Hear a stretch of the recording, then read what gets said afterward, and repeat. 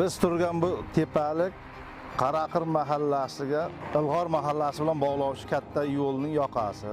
Bu yerda 100 gektarga yaqin yashil makon bilan o'rmon xo'jaliklari daraxt ekdi. Oldin shu yerlar adirlik edi. Prezidentimizning shu yashil makonga e'tibori tufayli viloyat hokimimizning, tuman hokimlarimizning sa'y harakati bilan shu daraxtlar ekildi. Mana suv rezervuarlari qurilyapti. Shular ham hammasi tomchilatish usuli bilan sug'oriladi.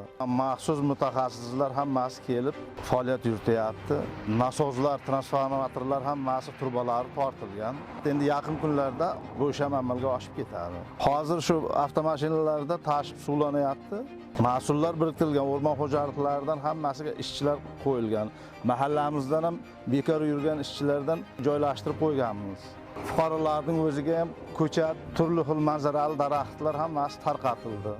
Ko'cha bo'ylarini, hovlilariga nuroniylar bilan yoshlar hammasi hamjihatlikda ko'kalamlashtirish ishlari, daraxt ekish ishlari, hasharlar olib borilyapti. Mana endi nasib bo'lsa shu daraxtlar rivojlanib ketsa, shu chang to'zonlarni oldini olib, xalqimizga ham, fuqarolarimizga ham, umuman davlatimizga katta foydasi tegadi.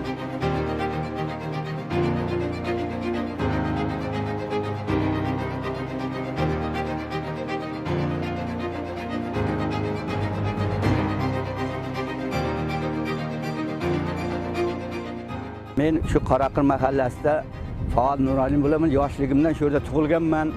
Prezidentimizning tashabbusi bilan mana yashil makon dastur asosida mana obod bo'lyapti.